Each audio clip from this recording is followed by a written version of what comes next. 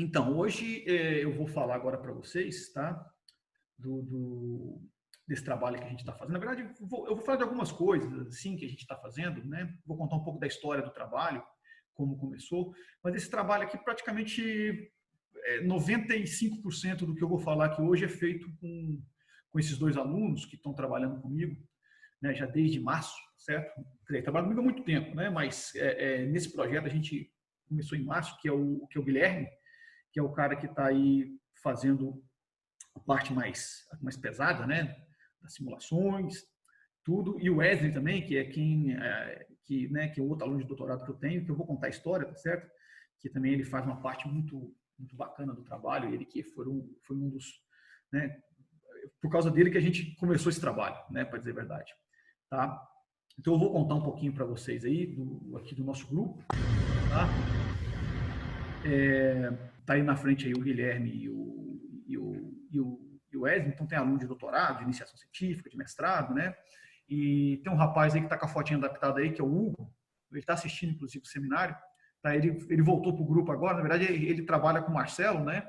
E ele estava sem bolsa e eu tinha um projeto com uma bolsa, a gente está fazendo um trabalho conjunto, tá? Também em área de sistemas complexos, né? Então, só para quem não conhece ainda a UFV, tá? A gente tem um grupo que de sistemas complexos, já tem 30 anos, né? Que foi o Marcelo que fundou, tá? E esse grupo aí, né, derivou em outros grupos, por exemplo, de física biológica em 2008, né? E eu comecei a trabalhar com a parte de epidemiologia em 2010, depois que eu fiz um sabático lá em Barcelona, né? Num grupo que mexia com a parte de modelagem epidêmica, e a gente tem também um grupo de estatística aplicada, ok? Então, isso aí é o nosso decano, tá certo? O nosso fundador, o Marcelo, ele está assistindo aí. Isso aí é uma foto recente dele, lá no meio, lá na biblioteca dele. Opa, caiu aqui o negócio. Isso foi meu celular que caiu, tá bom, gente? Não preocupa não. Não foi o rapaz que invadiu aqui, não. Ah, felizmente, felizmente. Tá? Aí, né? Então, o Marcelo está aí, está bem também, trabalhando, preparando um curso, ele está interagindo no projeto de pesquisa, está tudo muito bem. Então, eu vou falar de uma coisa aqui, na verdade, eu nunca falo desse trabalho, tá certo? Porque é um trabalho que na verdade, é um trabalho muito simples que eu fiz, que não tem muita relevância, tá certo? Acadêmica, nem eu mesmo cito esse trabalho. Mas ele é interessante por alguns motivos, que foi o primeiro trabalho que tem uma coisa a ver com epidemia que eu fiz na minha vida, né? E, na verdade, eu estou falando aqui dele aqui, porque eu não sei se o Mário vai lembrar. Esse foi o primeiro contato que eu tive com o Mário, foi por causa desse trabalho. Isso foi num encontro lá do antigo, né, matéria condensada. Eu não lembro onde que foi, mas deve ter sido em 2004, acho que foi, não lembro, tá certo? Não sei se foi Pouso Alegre, uma coisa do tipo. Mas aí era um trabalho que eu tinha feito para aprender a mexer com essas técnicas de simulação de sistema de não equilíbrio, essas coisas eu apresentei lá sem muita pretensão, e o Mário me perguntou sobre o trabalho, se eu ia submeter. Eu não tinha muito plano de submeter, mas acabei submetendo e o artigo foi aceito, tá?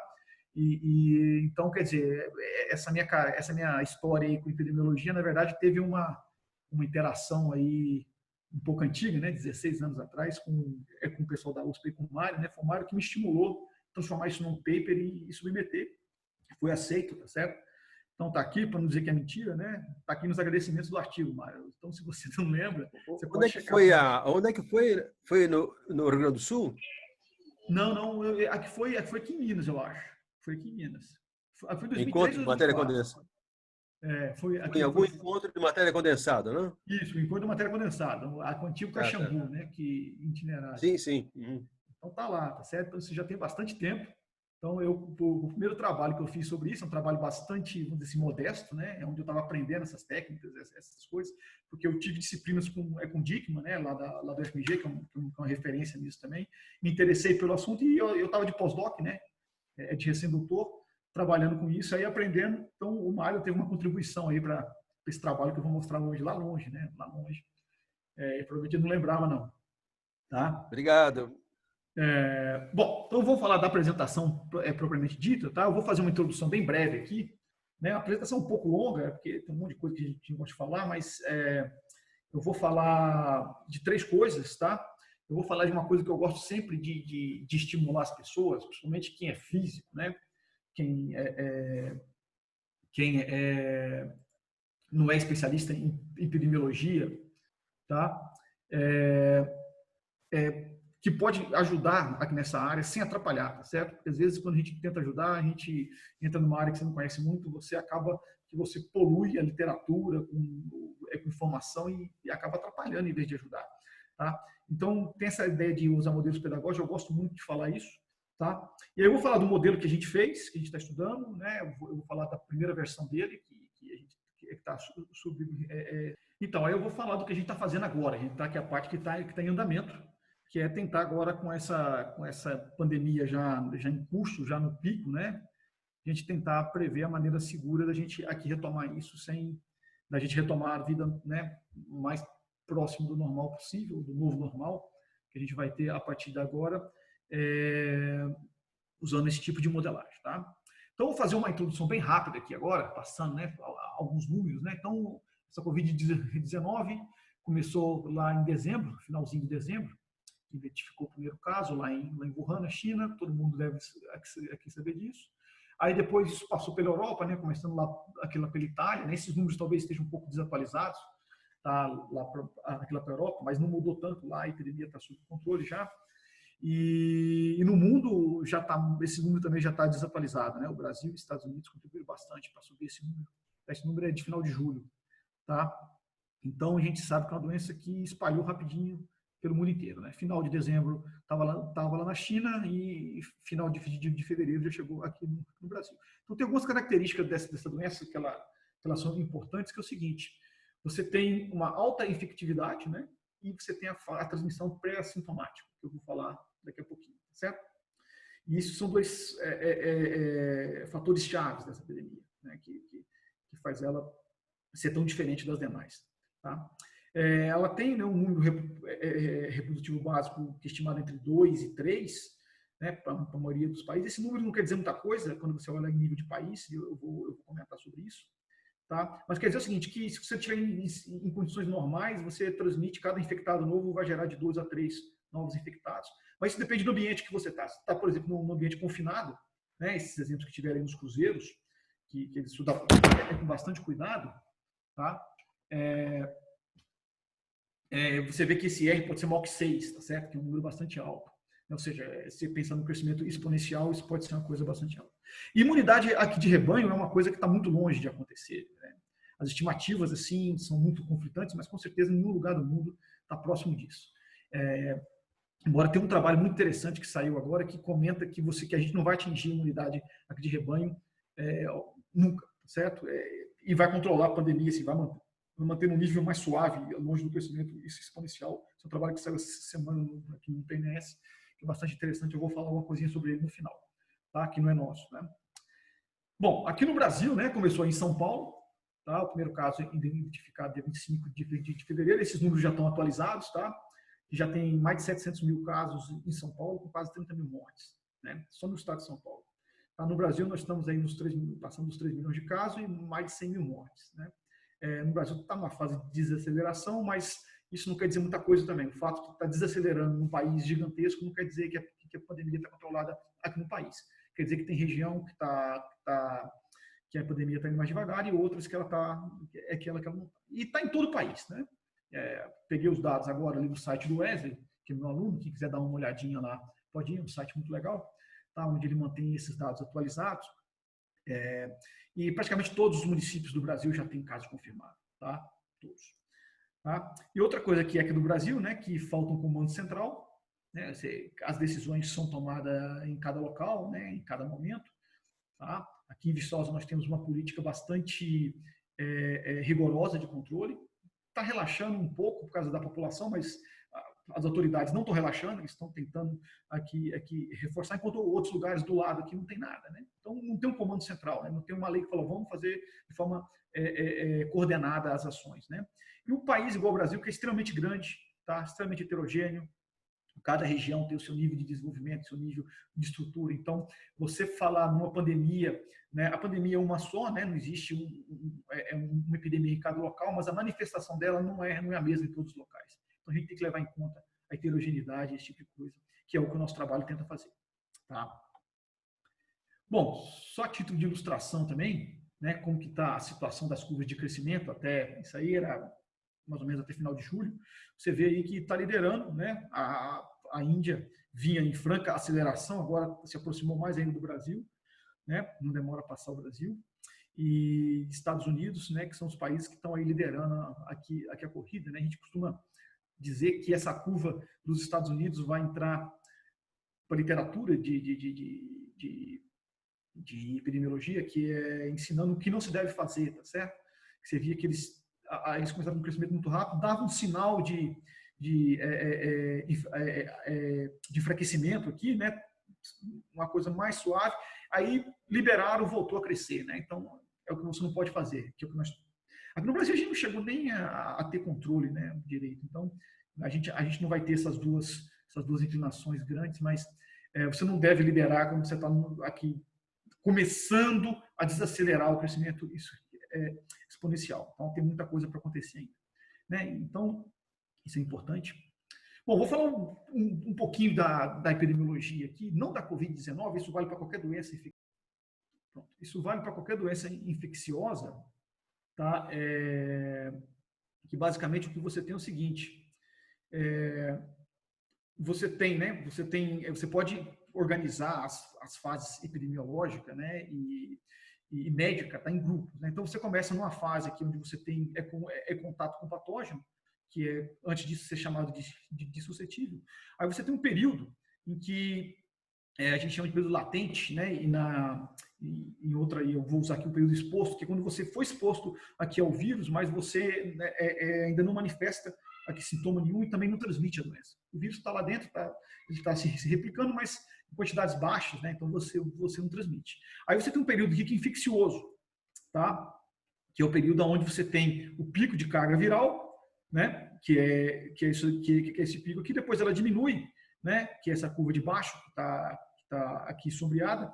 Aí você passa da fase infecciosa e aí, do ponto de vista epidemiológico, você está recuperado, né? Ou seja, você não transmite mais. E a resposta imunológica, você vê que ela é um pouquinho aqui diferente. Uma coisa que é muito importante é o tempo de incubação. O tempo de incubação é o tempo que você tem entre você ter contato com o vírus e até você manifestar sintoma, tá? Então, isso aqui é a questão clínica, né? Essa parte de cima aqui é a parte clínica.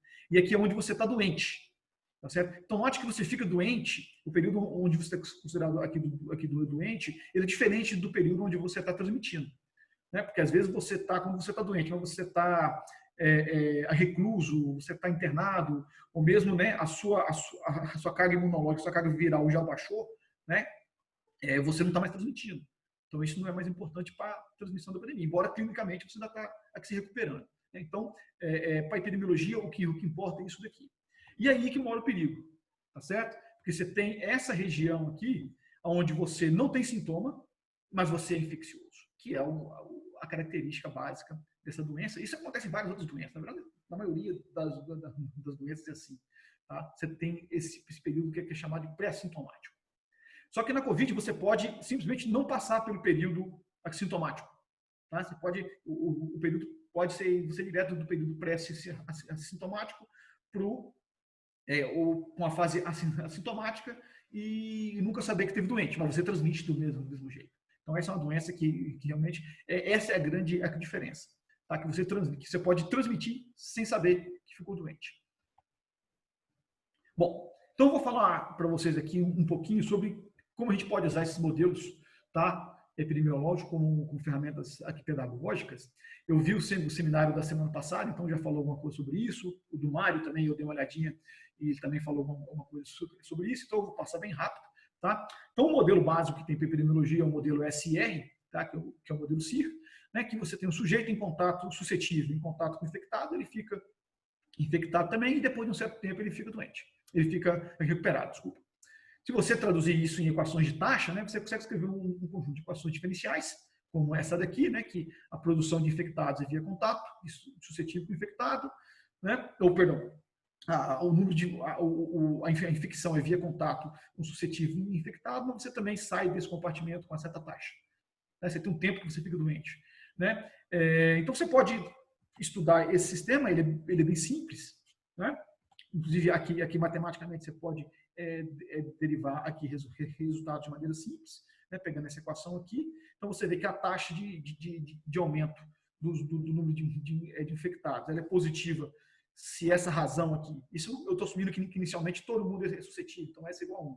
Se essa razão é maior que 1, tá? E vai ser menor e ela vai diminuir se essa razão for menor que 1. Então, esse aqui é o número reprodutivo básico. Se ele for maior que 1, a pandemia espalha. Se ele for menor, a pandemia ela regride. Né? A epidemia ela regride. Então, isso é um fenômeno de limiar que a gente conhece bem em física. Né? Então, eu posso dar o exemplo aqui epidemiológico. Né? Se você olhar a fração finita de pessoas que pegaram, a fração final das pessoas que pegaram a doença, em função desse número reprodutivo, né, você vai ver que a partir de 1 você começa a ter uma certa fração da população que pegou a doença. Abaixo de 1 você não gera um surto macroscópico. Ou seja, algumas pessoas aqui vão ficar doentes, mas não é uma fração extensiva, vamos dizer assim, aqui da população. Não é uma fração significativa da população. Mas a gente conhece isso muito bem em física. Né? Se a gente pegar lá o livro de Salinas, você vai ter lá o problema de ferromagnetismo, né? Que se você tiver a temperatura alta, você não tem o material ele não apresenta magnetização espontânea. Abaixo de uma certa temperatura, ele apresenta magnetização espontânea. Ele é um ímã. Então, você tem uma transição onde o limiar aqui é a temperatura. Em física, a gente trabalha com isso há muito tempo, né? Desde sempre, desde que a gente ouviu falar em transição, desse tipo, a gente estuda com o fenômeno de limiar em física. Bom, mas voltando para o modelo SR, tá certo? Uma coisa que a gente pode explicar para as pessoas de maneira simples, eu gosto aqui de explicar o seguinte: o tal do achatamento da curva, que ficou muito famoso aí. E as pessoas desinformadas, né, algumas pessoas desinformadas começavam a falar, mas achatar a curva não adianta nada, porque você só vai reduzir, você só vai espalhar o número de doentes, ignorando a questão da sobrecarga do sistema hospitalar, ou tipo assim, não, se tiver lugar no hospital, deixa a epidemia correr, certo? Que não tem nada que você pode fazer. Mas não é bem assim, né? Se você, por exemplo, reduzir a taxa de contato, que é reduzir a taxa de infecção, que é o que eu estou fazendo aqui nessa simulação, né? Isso aqui é uma simulação do modelo SI, né? SR, onde eu reduzo a taxa de infecção por um certo fator, né? De 0%, 20% até 60%. Aí você vê aqui o achatamento da curva, que ficou divulgado em tudo quanto é imprensa, né? Aqui no tempo você vê que você desloca o pico de epidemia e a curva também fica mais suave. Mas uma coisa que é muito importante que as pessoas ignoravam, que é achatar a curva, que é você fazer esse isolamento aqui social para reduzir o número de contatos, né? E fazer esse processo, também reduz o número final de infectados.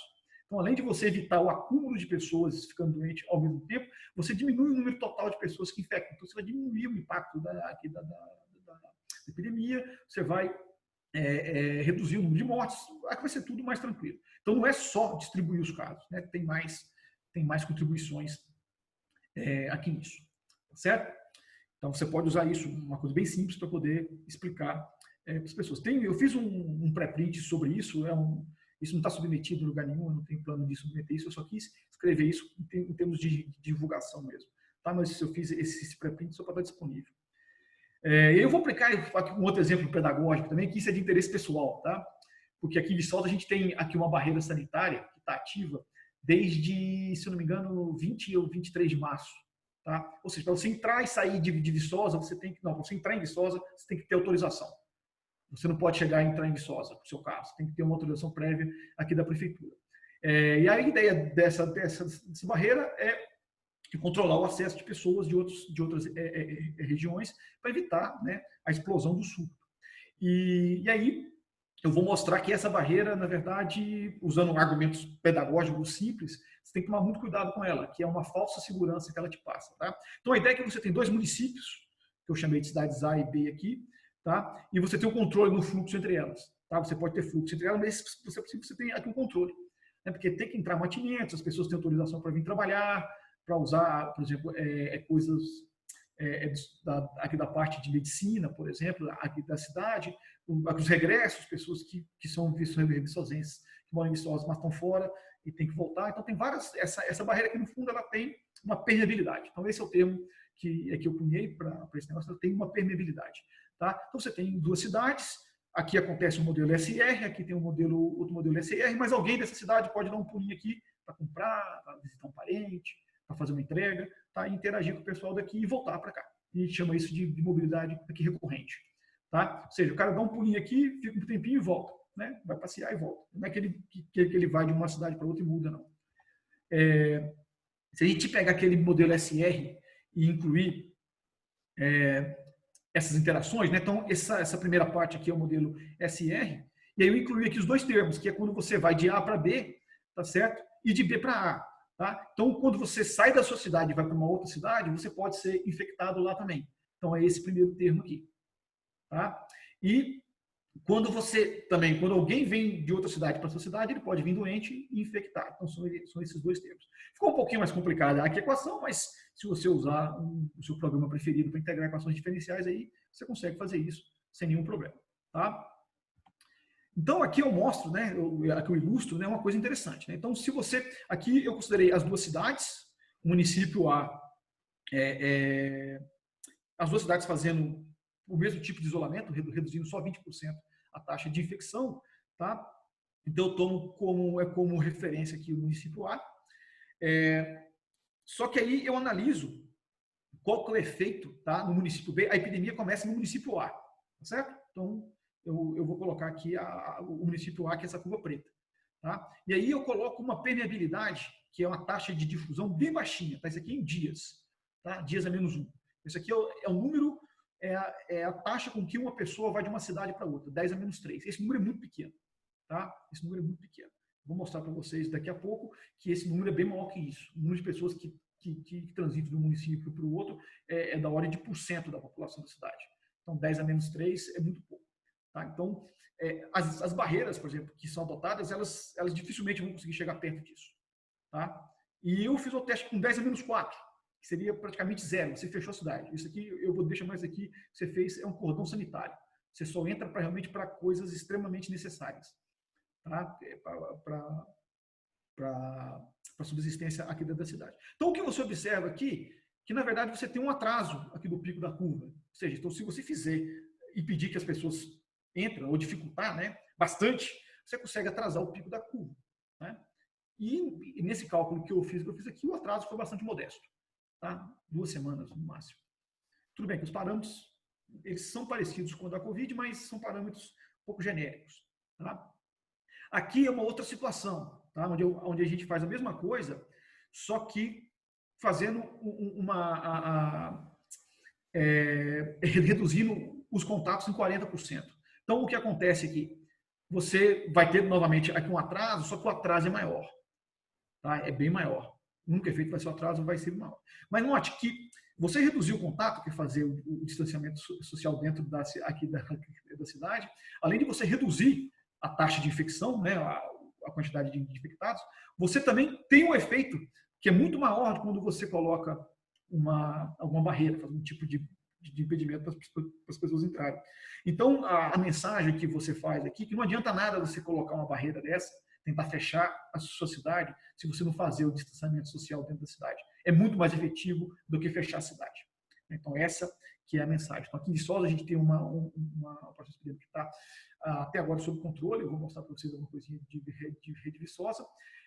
Uma parte é por causa dessa barreira, porque ela atrasou o início da pandemia, mas você tem uma contribuição muito mais importante que a gente usa aqui. Tem várias medidas que estão sendo aqui adotadas. Tá? Que eu acho que seria difícil fazer numa cidade grande igual São Paulo, igual Rio, mas em Viçosa a gente está conseguindo fazer. Bom, deixa eu passar para outra parte, tá? Que é falar sobre o modelo de metapopulações que a gente desenvolveu. Né? Que, de fato, esse exemplo que eu dei agora, ele já é uma metapopulação, só que seriam 2 populações. Né? A ideia é, você tem cidades e você tem um fluxo entre cidades. Então, esse aqui é um modelo mais geral. Só que aqui a gente vai tentar fazer um modelo bastante ambicioso, que é levando em conta todos os municípios do Brasil ao mesmo tempo. Tá? Aqui esse foi aqui o trabalho. Mas deixa eu falar um pouquinho sobre a questão, né, da modelagem aqui de Covid. Tá? Esse aqui são alguns artigos que saíram na Science, em que envolve resultados de simulação, tá? Ou modelagem aqui da Covid. Eu só coloquei o tanto que coube aí. Eu fui lá no meu Mendeley, fui copiando os abstracts. Então é muita coisa, certo? São muita coisa. Mas, né, tem um trabalho que eu tenho que mencionar, que tem inclusive, né, pessoal da USP, não aí da física, mas tem o pessoal da USP, que é uma colaboração gigantesca com vários pesquisadores do Brasil e alguns pesquisadores de fora, que também fizeram um trabalho muito bacana, tá? Sobre o espalhamento inicial da pandemia aqui no Brasil, que também foi publicado na Science. Então, quer dizer, é um tema que virou, né, um assunto extremamente aqui recorrente, né? Todo dia saiu um artigo publicado numa revista de altíssimo impacto, Science, Lancet, e aí vai. Tá? Então, acompanhar essa literatura realmente no começo foi muito difícil. Muito difícil porque era muita coisa saindo ao mesmo tempo, né? E esses grupos, principalmente os grupos de fora, eles são muito bem coordenados, são equipes muito grandes. E então eles são muito eficientes para fazer as coisas. Então, realmente foi uma coisa muito rápida para poder entrar nisso, foi muito difícil. Agora, para o nosso trabalho, a inspiração, tá, foi esse pré-print que está aí, tá, ok?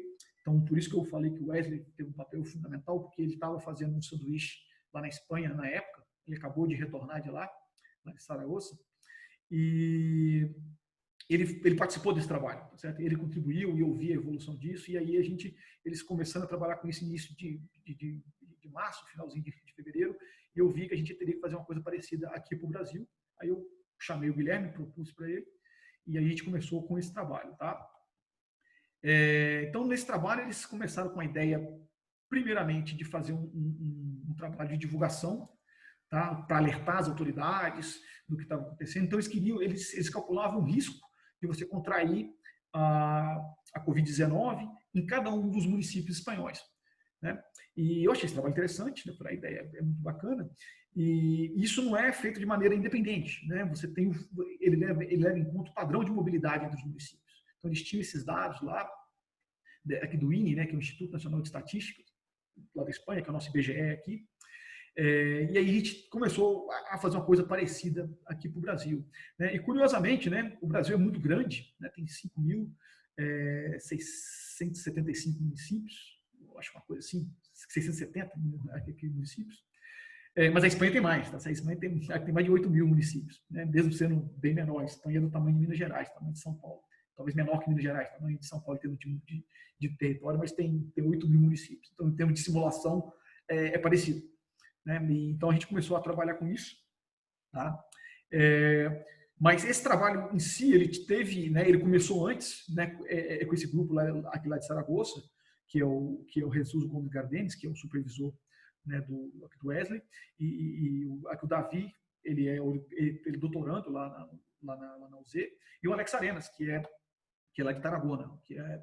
Então eles fizeram esse trabalho em 2018, né? Já era um trabalho aqui bem bacana de metapopulações, estudando aqui epidemias, e publicou no Nature Physics. Então, eu quero dizer o seguinte, que a física trabalha com essa questão de epidemia e metapopulações já há bastante tempo, tá? E nem começou com esse pessoal, né? Tem um trabalho que eu vou citar aqui, que eu gosto dele porque é um trabalho que eu estudei, que é de um amigo meu, que é o segundo autor aí, o pastor Satorras, um colaborador e amigo meu.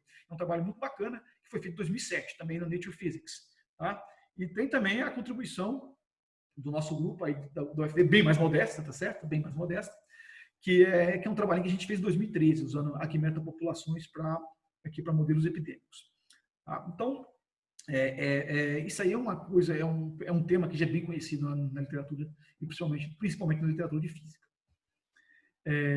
Bom, o nosso trabalho, né, a gente aplicou essa ideia que foi desenvolvida no trabalho aqui da Espanha, aqui para o Brasil. Tá? Então, a gente, né, soltou um manuscrito, tá? Colocou aqui disponível uma versão grande do manuscrito com os resultados. Se eu não me engano, início de maio, que isso ficou aqui disponível, né? Isso, dia 6 aqui de maio, tem a data ali. Está lá até hoje, essa versão ela foi modificada, a versão que está submetida bem aqui diferente dessa. A gente transformou ela numa nova versão, que é essa daí, que não está disponível ainda. A gente está esperando aqui a resposta, tá? Mas eu vou contar um pouco do que tem nela para vocês. Então, vamos, né, só lembrar o que é uma metapopulação. Então, a metapopulação é o que eu estou explicando aqui. Você tem vários fragmentos, né? I, J, K, L, M, tá? E onde dentro desse fragmento aqui, cada um deles, eu tenho a população de indivíduos. Aqui a gente está usando a hipótese de população bem misturada, tá? Que é a maioria das pessoas usam, Não é o ideal, eu vou comentar sobre isso no final, mas é o que a maioria das pessoas usam. Mas a gente separa os fragmentos, tá, levando em conta o fluxo de pessoas entre esses fragmentos. Isso aqui você pode aplicar para qualquer estrutura geográfica que você tenha, desde dentro de uma cidade, para um estado, para o que você quiser. Tá? Só que você tem que conhecer qual é a distribuição aqui geográfica e o fluxo de pessoas entre essas regiões. Então, dentro dessa região, tem um modelo tipo CIR, na verdade, tipo que a gente chama de CEIR, só que um pouquinho mais complicado. Tá? Eu tenho aqui uma taxa, né? Você tem que o sujeito suscetível ele fica exposto quando ele tem contato com alguém infectado, né? Mas aqui ele não transmite. Ao sujeito exposto, ele pode evoluir para o estado assintomático, tá? Onde ele transmite, mas não tem sintoma. Ele pode ir para um caso com sintoma, mas que não foi confirmado pelas estatísticas ainda, né? Não fez teste, tá? Só que você pode ser testado, por exemplo, estando assintomático, no caso geral, né? Que é a situação hoje você tem teste de assintomático, também pouco, mas tem. Tá? Mas esse sujeito aqui ele pode também ficar curado diretamente, sem passar pelo estágio aqui sintomático. Ou quando você está sintomático, você pode também ser curado sem procurar aqui testes, ou você pode fazer o teste. Então você tem várias taxas envolvidas, um modelo com um monte de taxa. A maioria dessas taxas aqui são conhecidas na literatura, né? Foram estimadas. Esse período de incubação a gente conhece, em torno de 5 dias, o período latente em torno de 3 dias, tá? O tempo que o sujeito fica infeccioso em torno de 3 dias, tem uma variação, tá? Mas isso é tudo bem conhecido. O que não é conhecido aqui é a taxa de testagem, tá certo? E a taxa de infecção também é conhecida em situação normal, mas como você tem aqui outras questões envolvidas, como o isolamento, que tem contato e tudo, então a taxa efetiva você acaba que você não conhece. Então, a gente tem essas duas incógnitas. Tá? E lembrando que o que interessa, né, é isso aqui. Isso aqui é a taxa por contato, mas o que interessa é lambda vezes o número de contatos que você tem. Coloquei KI aqui porque eu vou assumir que cada cidade tem um certo nível de contato. Cidade pequena, tá, em média, tem menos contato do que cidade mais densamente, né, aqui populada. Quanto maior a densidade de pessoas, maior o número de contatos. Bom, a filosofia desse modelo, que a gente chama de modelo dirigido por dados. Então, a ideia é você ter o mínimo de parâmetros possível que você mexe e o resto tudo você entra com dados. Então, a gente conseguiu dados de parâmetros epidemiológicos da epidemia em outros países, Espanha e China, principalmente, tá? E Itália.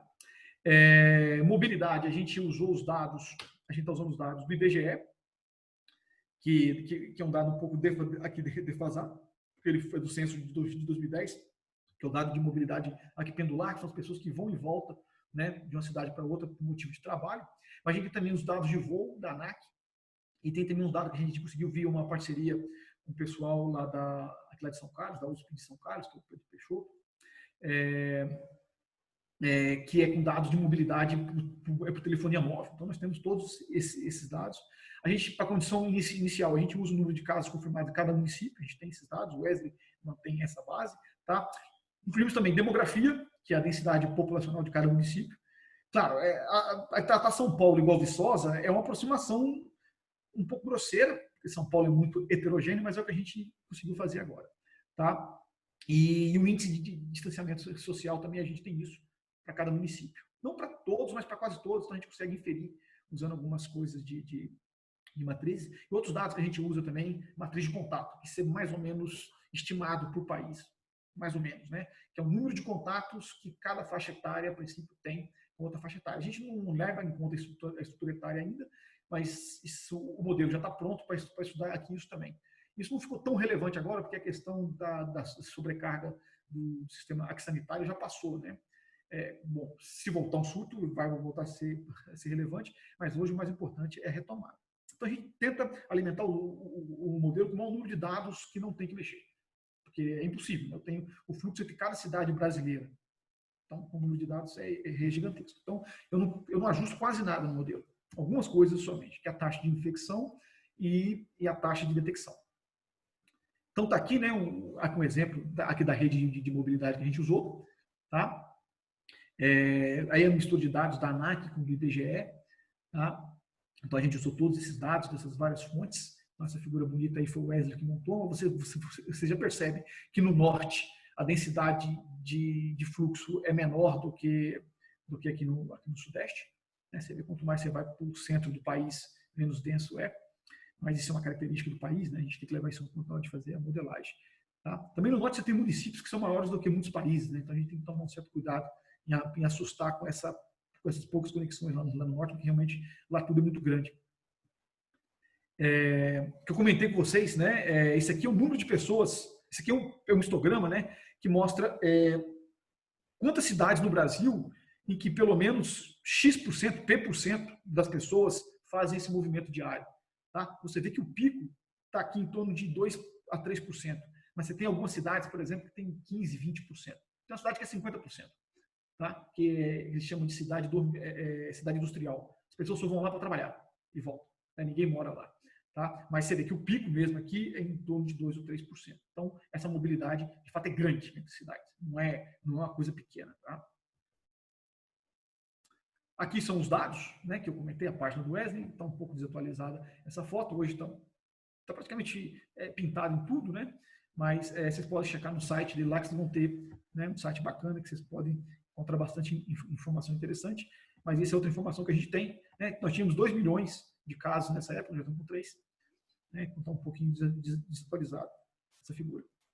Mas a ideia é que a gente usa esses dados para definir as condições iniciais. Então, esse é um grande gargalo, tá? Esse é um grande gargalo. Quantos infectados que tem em cada cidade para a gente fazer essa simulação? Então, a gente tentou associar isso com a taxa de crescimento do número de casos confirmados que tinha na época. Então, esses dados aqui, eles foram calibrados para abril e março, tá certo? Finalzinho de abril e março. Que foram essas simulações que eu vou mostrar para vocês. No final, eu vou comentar o que nós estamos fazendo agora, que não dá para fazer assim. Tá? Mas como a nossa ideia era fazer uma coisa mais qualitativa, mais geral, então a gente fez assim. Então a gente calibrou, né, essa condição inicial aqui, você vê que o número de confirmados, de não confirmados, tem uns pré-fatores aqui, e esses pré-fatores eles foram usados para ter uma ordem de subnotificação da ordem de 10, tá certo? Que é o que era estimado na época, mas isso não é exato, tá? Isso foi o que ajustou melhor os dados para nível nacional. Então, o que a gente fazia aqui? A gente não tinha como calibrar os dados para cada cidade, tá? Tem, tá certo? É possível, tanto que a gente está fazendo isso agora. Mas na época a gente não fez. Então a gente fez assim, vamos ajustar essa condição inicial para que ela consiga fitar os dados aqui no modelo para o Brasil inteiro. Tá? E aí depois a gente vai refinando isso à medida que for necessário. Mas nessa etapa aqui a gente só ajustou os dados para nível de Brasil.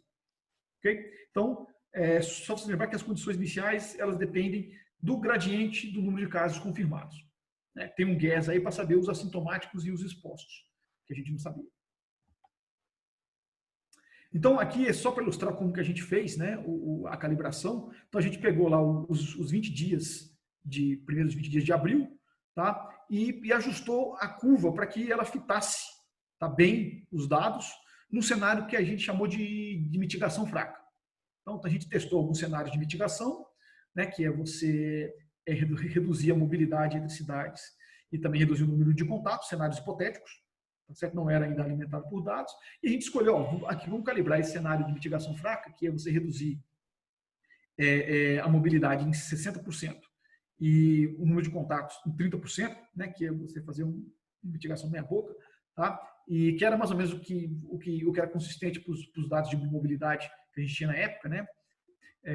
Esses dados de isolamento que a gente tinha na época, então de 30% aqui das pessoas estavam fazendo isolamento efetivo, então a gente calibrou aqui nesse cenário. Então isso aqui é um guess, certo? É um guess, não é um ajuste fino ainda para o município. A ideia é escolher um cenário onde você ajusta o país todo. E também calibramos o número de cidades, porque na época a gente tinha esse interesse. Hoje não temos mais, toda cidade já tem casos.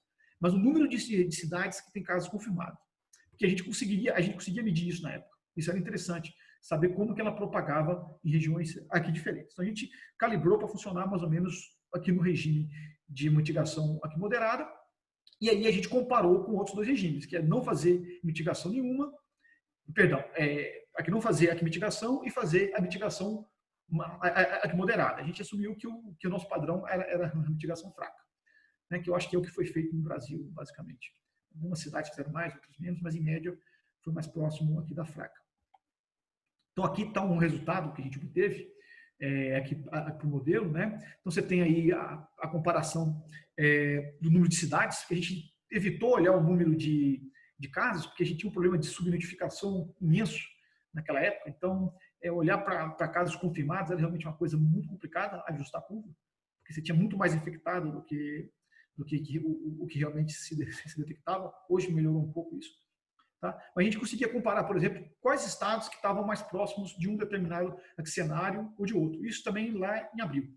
Tá? Então, você via, por exemplo, na época que o Ceará estava próximo de um cenário de mitigação aqui fraca. Se você pega aqui São Paulo também, estava mais próximo do cenário de mitigação fraca naquela época. Mas se você pega, por exemplo, aqui Amazonas, né, estava mais próximo de um cenário de mitigação nenhuma. Né? A gente sabe que Manaus foi o primeiro lugar que teve colapso aqui no Brasil. Então, a gente conseguia, no modelo de metapopulação, você consegue fazer isso, uma única simulação integrada. Tá? Então, obviamente, isso aqui ainda não é uma previsão, não é um forecasting, né? Isso aqui é uma coisa qualitativa, que a gente teria que ajustar para cada cidade para fazer isso, que é o que nós estamos tentando fazer agora. Então, vai aparecer aí, se a conexão deixar, 2 vídeos, né? Que é da pandemia propagando, tá? Lá com a condição inicial do dia 31 de março, tá? Em diferentes aqui municípios, em 2 cenários de mitigação.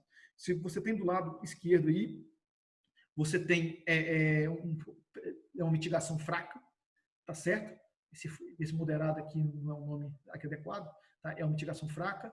E esse vermelho aqui seria uma mitigação aqui moderada. Então, você vê que o cenário, né, de mitigação aqui moderado é o que está qualitativamente correspondendo ao que nós temos agora. Perdão, o de mitigação fraca. Né, você vê, por exemplo, que a situação está começando a ferrecer, se você olhar as datas aqui, né, quando chegar aqui em agosto, você vai ver que já vai começar a ferrecer em São Paulo, junho, julho, tá?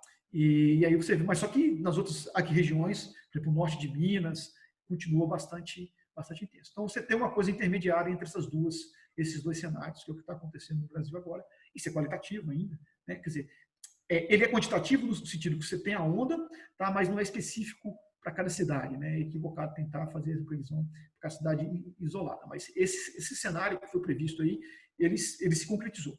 Tá? Ele se concretizou, não é uma grande surpresa, tá? Isso era esperado de alguma maneira. Bom, uma coisa interessante que nós encontramos aqui nesse trabalho, que também não é uma grande surpresa, mas é uma mensagem importante, tá? É que a natureza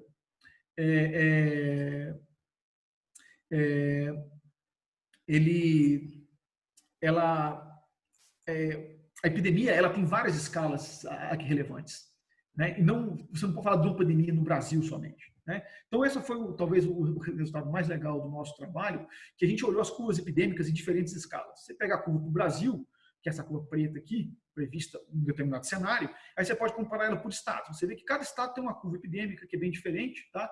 Do lado direito aqui você tem um outro grupo de estados, né? Aqui você tem aqui um grupo, você vê que ela é bem diferente. As que tem o pico primeiro são aquelas de fato que onde aconteceu, que é Rio de Janeiro, aqui Amazonas, São Paulo, tá? Mas se você for olhando dentro de um estado, por exemplo, a gente pegou Minas Gerais como exemplo, e dentro de um estado, se você comparar a curva do estado, você tem também, tá, uma coisa que o IBGE chama de regiões intermediárias, né, que são basicamente são subestados, tá, em que cada uma dessas regiões tem uma grande cidade, um grande centro, tá? Então, por exemplo, aqui em Minas Gerais aqui nós temos 13, né? Você tem aqui a de Belo Horizonte, que é a principal, mas tem a nossa, que, por exemplo, de Juiz de Fora. Né? Então, você vê que as curvas são bem diferentes também dentro de um estado. Tá?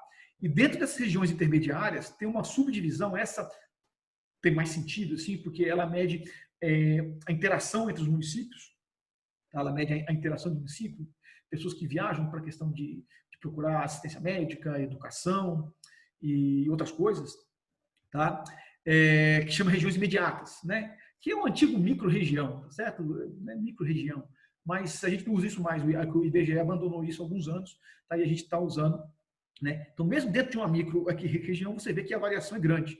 Tá? Você pega aqui em Belo Horizonte, você tem essas micro-regiões aqui, que pertencem à região intermediária de Belo Horizonte, tá? Você tem a própria região imediata de Belo Horizonte, né? E você tem outras né? Você vê que geograficamente pode ser bem longe, né? Você vê Ouro Preto não é tão próximo assim de Belo Horizonte, mais de 100 quilômetros.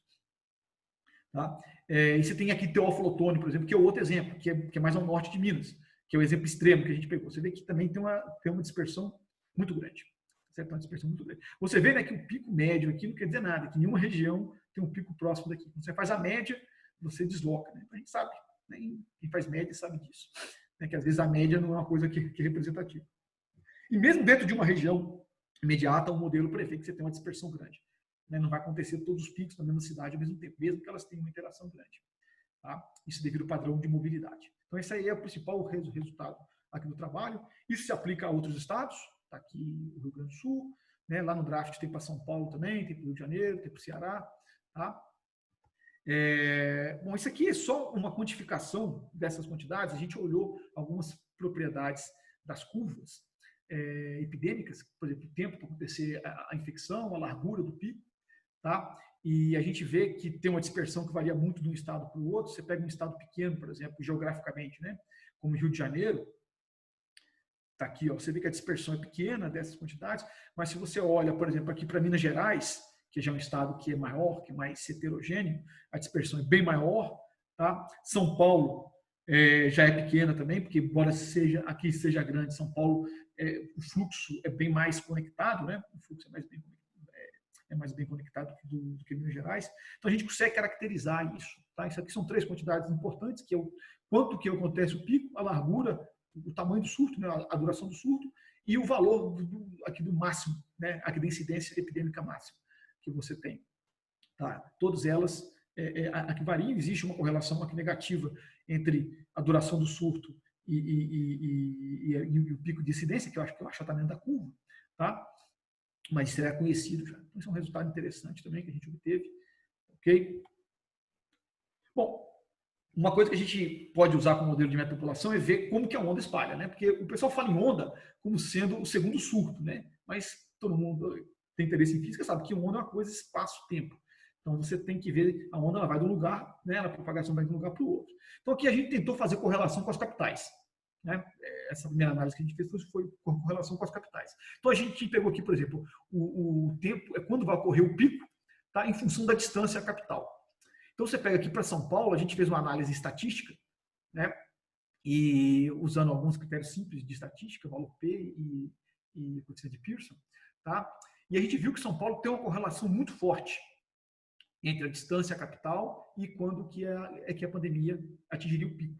Tá? Então você observa isso hoje, você vê que a pandemia começou aqui na capital, né, São Paulo, mais perto da costa, e foi propagando para o interior.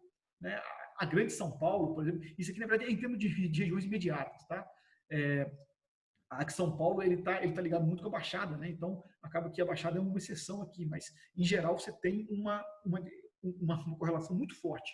Quanto mais distante da capital, mais tempo demora para acontecer o pico epidêmico. Tá?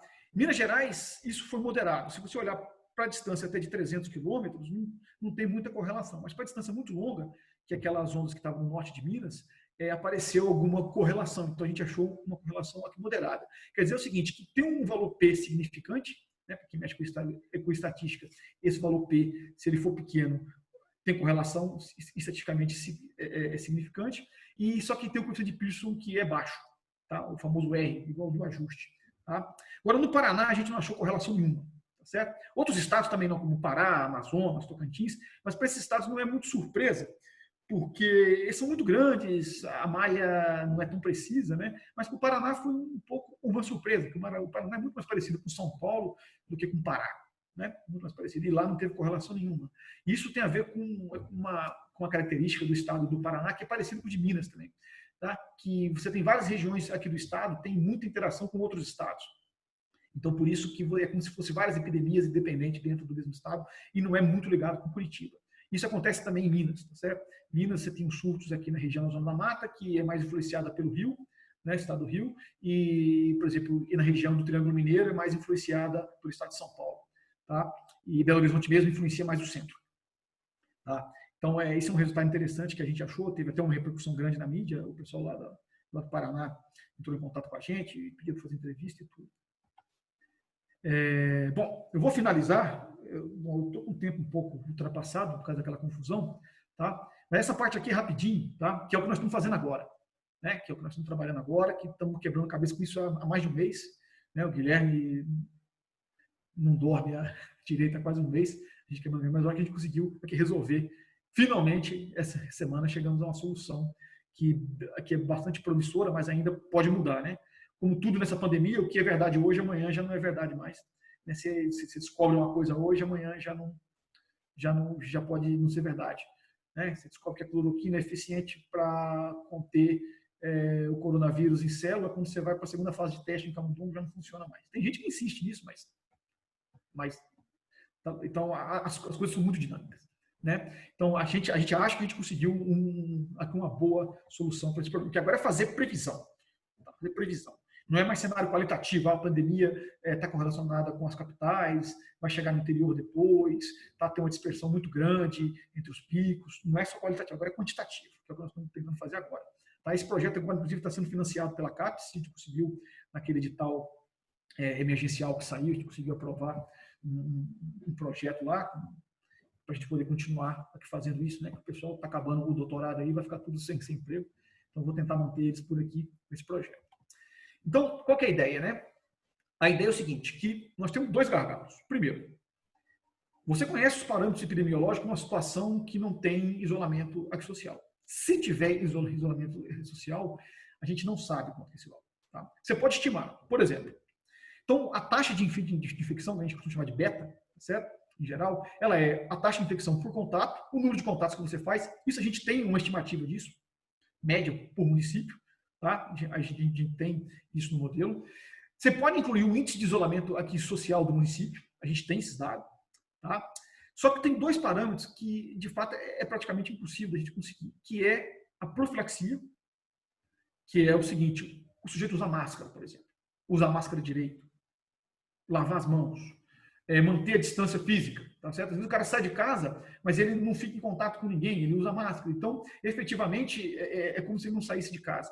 Então, isso aqui é um parâmetro que a gente não tem como estimar, a gente tem que calibrar o modelo para estimar isso. E um outro parâmetro que é um mistério é, de fato, qual que é a população real que é suscetível a esse vírus. Não é 100%, tá? Mas tem alguns estudos que apontam que é 70%, outros apontam 50%. Então, isso aqui é uma coisa que não é sabida. Isso vai depender, provavelmente, da região, do local, que depende do histórico de interação, né, com outros coronavírus ou com outros vírus que tem algum traço parecido com esse coronavírus que o cara teve ao longo da história. Então, isso vai depender da região. Então, também é um parâmetro que é desconhecido. Né? Então, a gente tem que calibrar isso para as curvas de crescimento. Tá? Então, esses primeiros são dirigidos por dado, mas esse daqui a gente tem que fazer algum tipo de inferência. Né? Tem que ajustar. Tem que fazer algum tipo de ajuste. E a gente quer fazer a nível de município. Então, esse é um grande desafio. Tá? Então, a gente estava fazendo isso usando uma calibragem que é basicamente o seguinte. Você começa com um certo valor, tá? Desse parâmetro que engloba aquele pacote, tá? A taxa de infecção efetiva, e vai tentando ajustar isso de um município para o outro. Né? Você calcula, roda, aí você varia para cada município. Se o seu ajuste melhorou, você aceita. Se não, você não aceita. E vai fazendo isso de uma maneira, isso a gente chama de um ajuste multiparamétrico, tá? Que aí você tenta calibrar a taxa de infecção por cada município com os dados, né? Os dados de confirmados. Então, é um problema que os dados, as séries de confirmados também, elas têm um monte de problema. Todo mundo já viu notícias sobre isso, já deve estar aqui ciente, né? Você tem atraso, você tem subnotificação, você tem critérios diferentes, usados em locais diferentes. Mas o que a gente tem são os dados, a gente não tem como muito fugir disso. Tá? Então, a gente está fazendo isso aqui, tentando fazer com o modelo de metapopulação. Isso realmente funcionou, né? Mas a ideia é fazer para quase 6 mil municípios, 5.670 municípios ao mesmo tempo. Tá? Você mexe na curva de um, piora do outro. Você tem que ir lá e ir ajustando, calibrando o negócio. Então, é uma tarefa um pouco complicada. Tá? Mas isso funcionou bem quando você faz o ajuste por estados. Tá? Quando você olha para estados, a gente conseguiu calibrar sem muito esforço. Essas curvas poderiam ter sido aqui melhoradas. Você consegue fazer um ajuste das curvas e usar esse camarada para depois fazer a previsão para nível de estado. Só que a ideia não é fazer nível de estado, tá certo? Porque a nível de estado, tem um trabalho que saiu agora recentemente, que tá disponível agora aqui no Media Archive, que foi do Ronald Dickman, né, que é o nosso colega aí da estatística, onde ele mostra que se você tiver duas taxas de infecção diferentes, três, na verdade, três, tá? Você consegue ajustar a curva de qualquer estado do Brasil, qualquer estado americano, qualquer país que tem acima de um certo número de casos.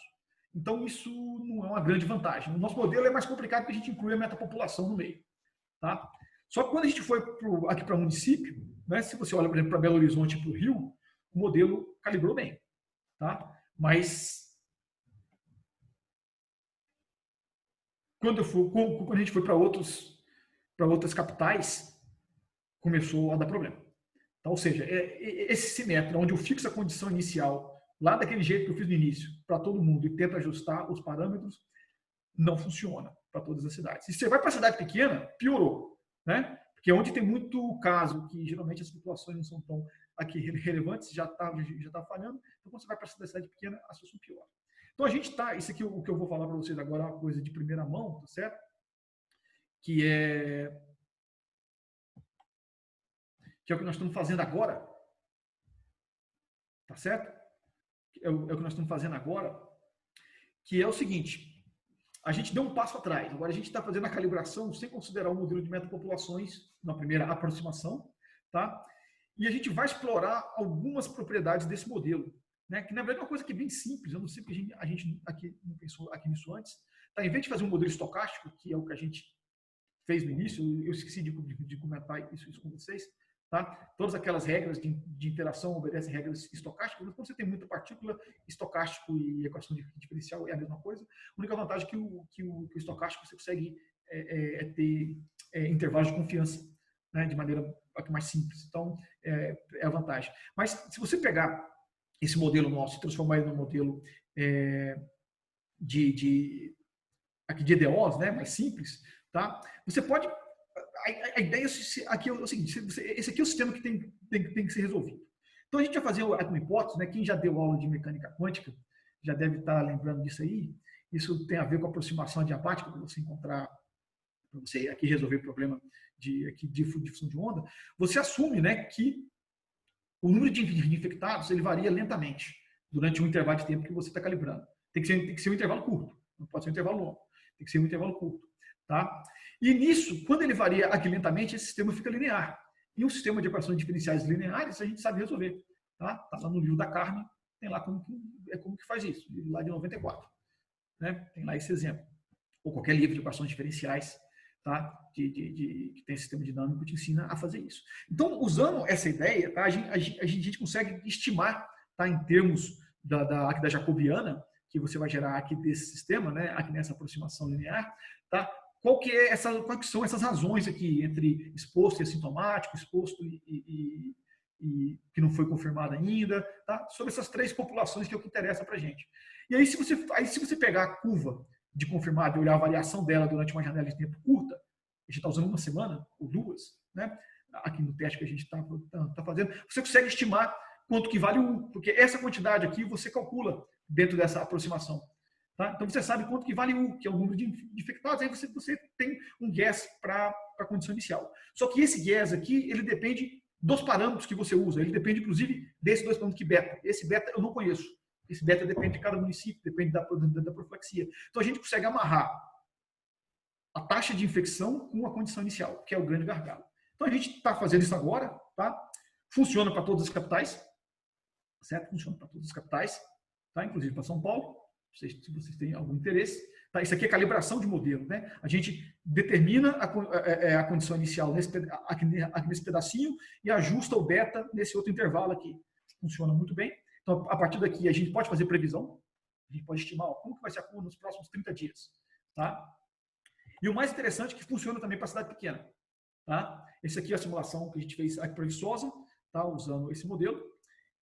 Aqui você tem a curva de crescimento, o ajuste dos dados aqui, tá? E essa aqui, na verdade, a calibração é feita aqui, tá? Isso aqui é a curva continuando. Né? Então, Viçosa estava numa situação muito controlada, está começando a perder o controle, o crescimento exponencial, tá? Mas também é uma coisa que em algum momento aqui ia acontecer. Você não consegue manter. Se você fecha a cidade, se atrasa, mas uma hora você perde um pouco aqui do controle. Mas ainda assim, é só em número de casos, né? A situação do ponto de vista de morte, de letalidade aqui está muito controlada ainda. Tá? Bom, resumindo aqui rapidamente, para a gente ter um tempinho para alguma pergunta, tá? Alguns pontos positivos, tá? Desse modelo, né? A gente consegue estudar vários locais ao mesmo tempo. Né? A próxima etapa vai ser a gente fazer aquela calibração levando em conta o fluxo entre municípios. Para cidades igual São Paulo, Rio, não vai fazer muita diferença. Mas para o lugar onde a epidemia está começando, faz diferença. Então a gente vai fazer isso agora. Tá? Essa resolução espaço-tempo ela é importante, porque, como eu disse, a epidemia é de fato uma onda, não é uma curva, não é uma população aqui homogênea.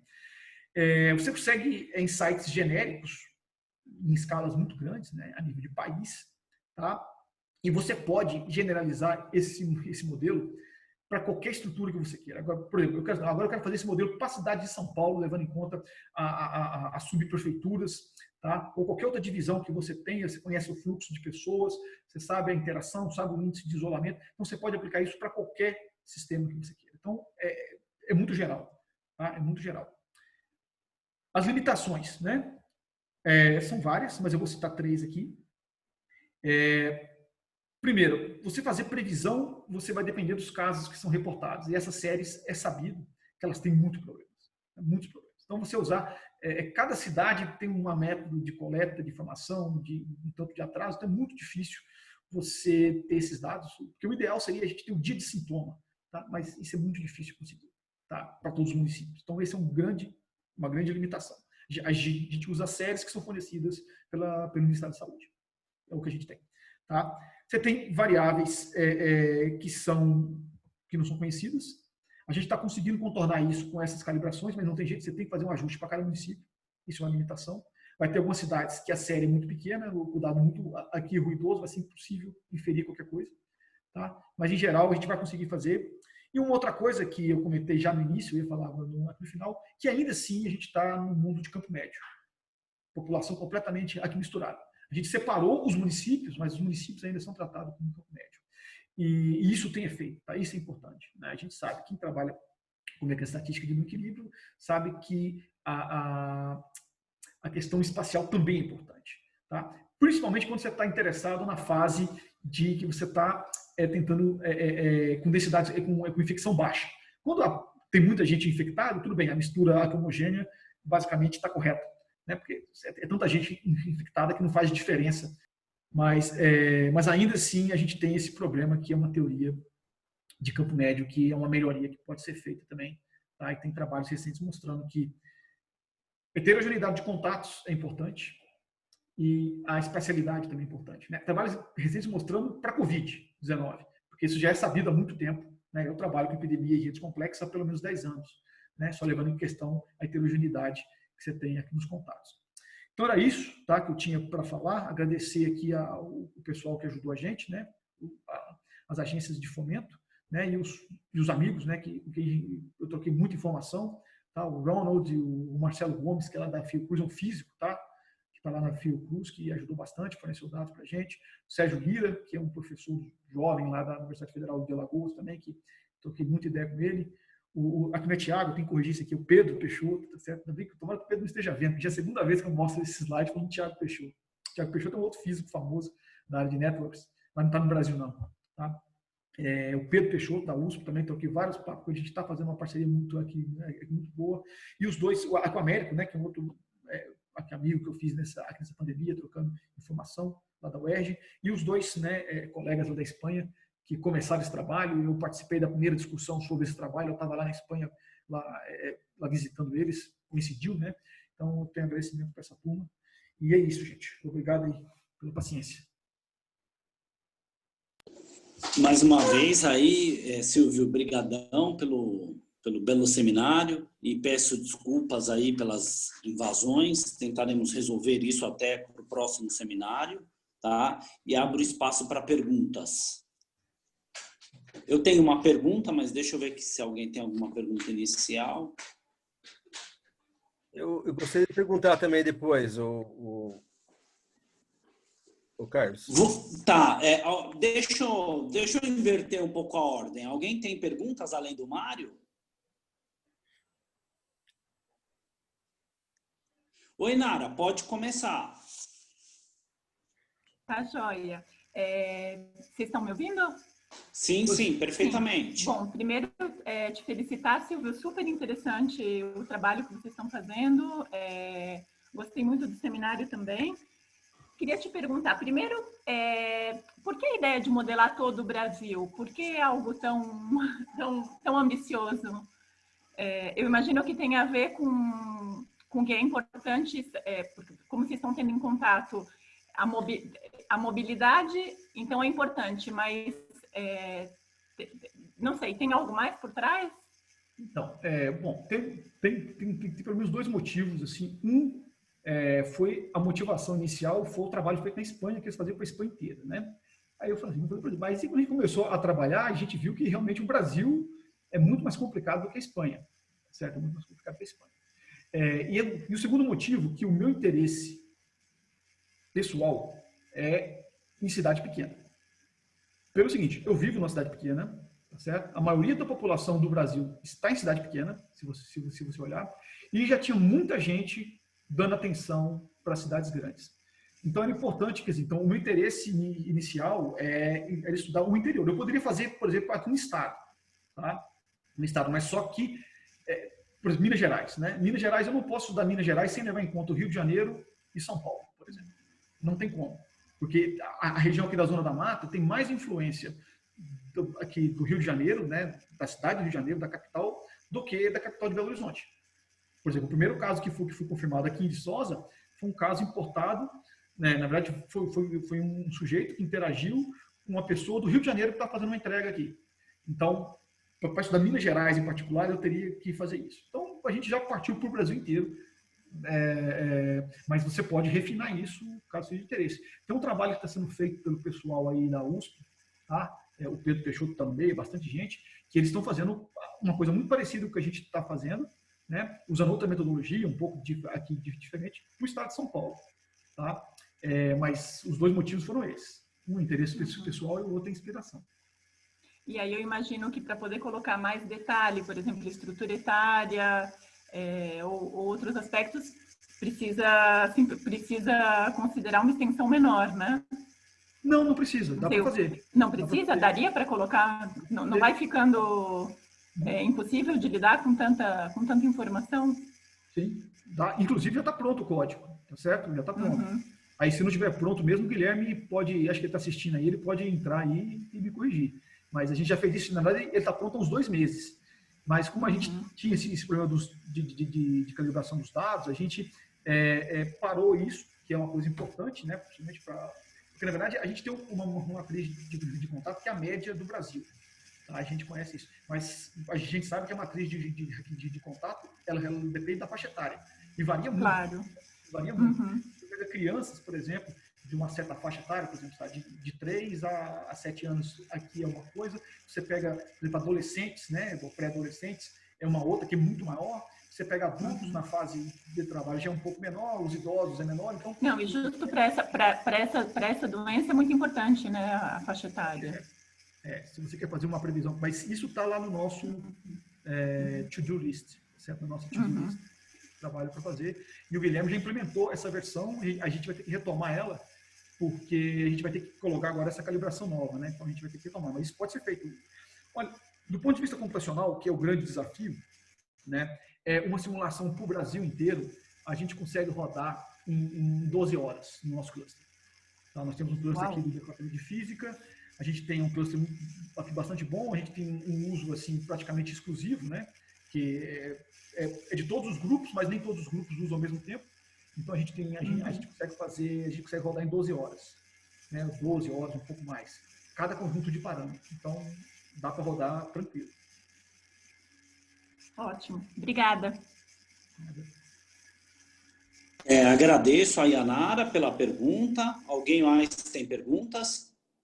Mário, pode fazer sua pergunta aí. Posso perguntar? Claro. Silvio, eu gostei muito da sua palestra e meus parabéns, viu?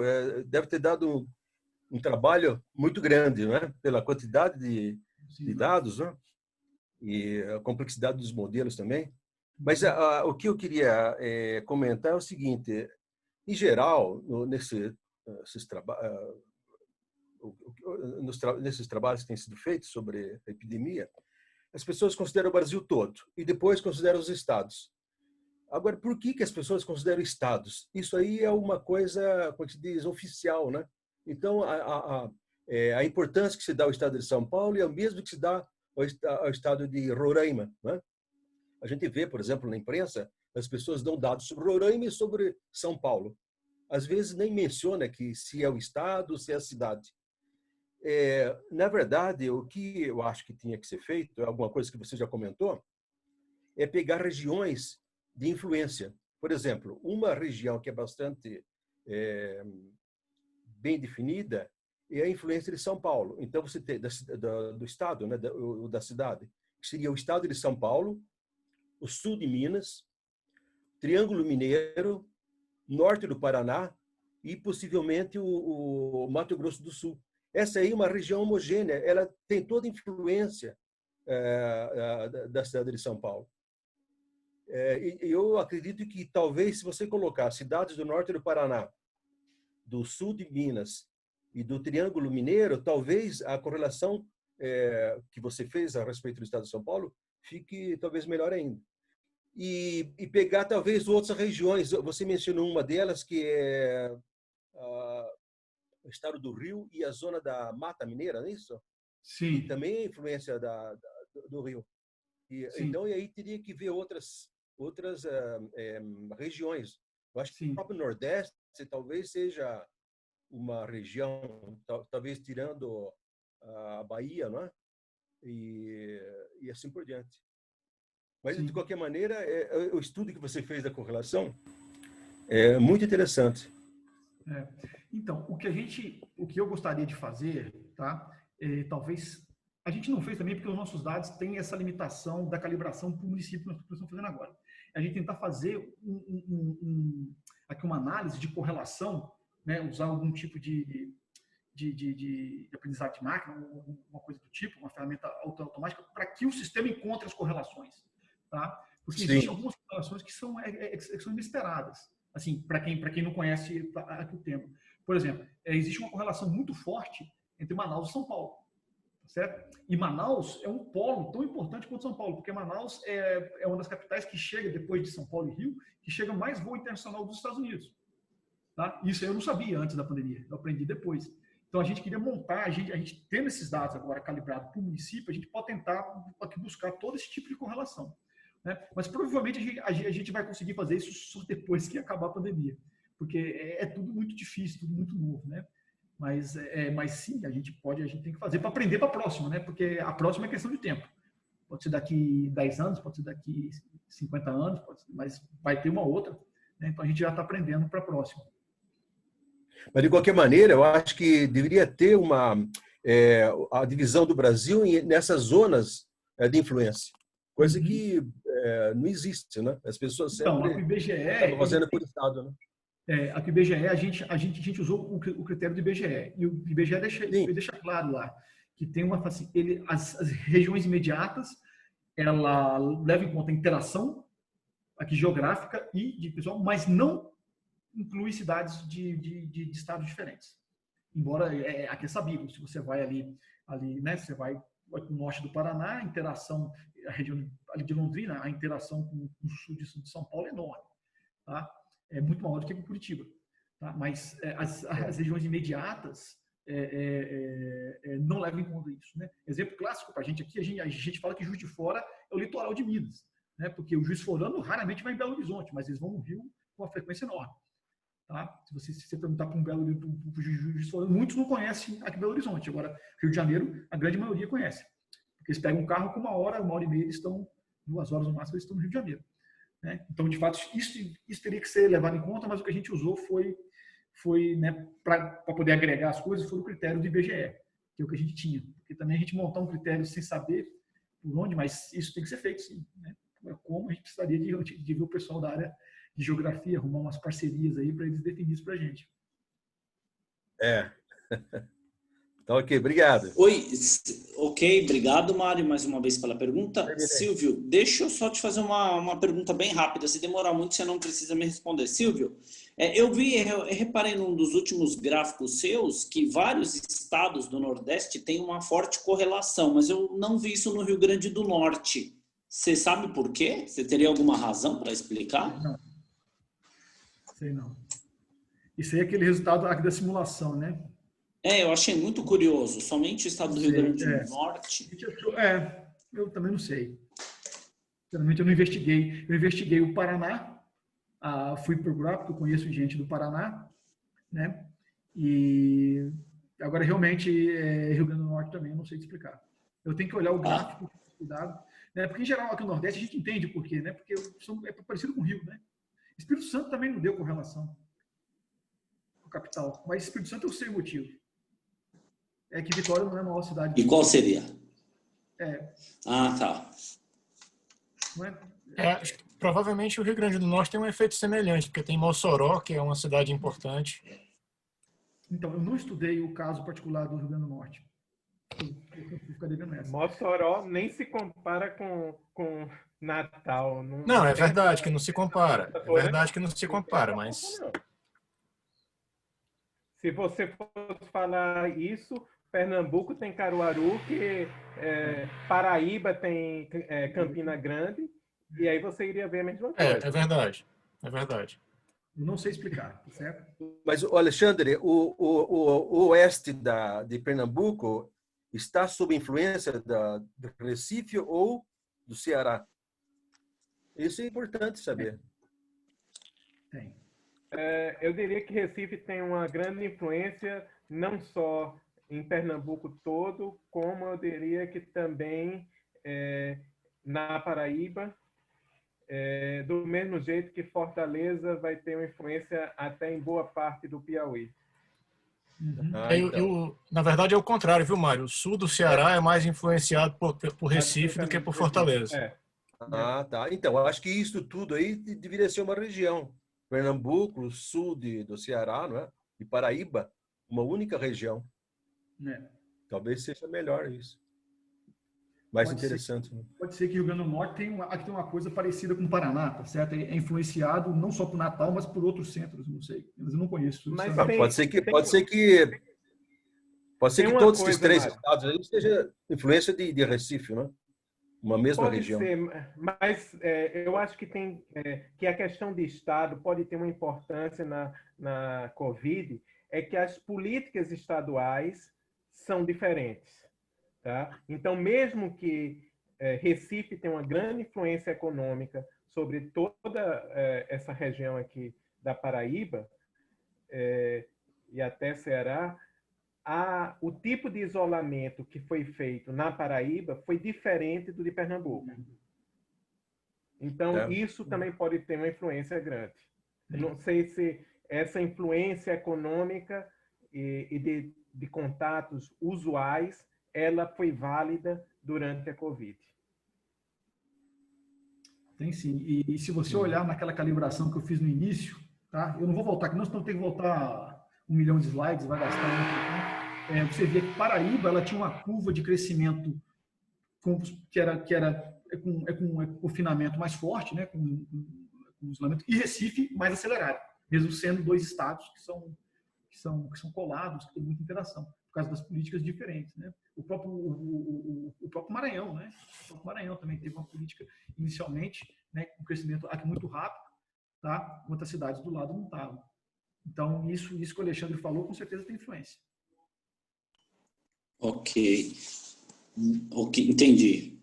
Silvio, obrigado mais uma vez. Pessoal, então, eu acho que com isso podemos encerrar aí o seminário. Silvio, mais uma vez, muito obrigado aí pelo belo seminário. Peço desculpas aí pelas invasões. Teremos que resolver isso para o próximo seminário. E semana que vem teremos o seminário também do meu grande amigo, professor José Royos, do Instituto de Física de São Carlos. Ele não falará sobre Covid, ele falará sobre o que acontece com os modos de fase Goldstone e de amplitude Higgs na presença de desordem. Espero que todos vocês possam participar. meu muito obrigado aí pela participação, pela presença de todos. Um grande abraço e até semana que vem.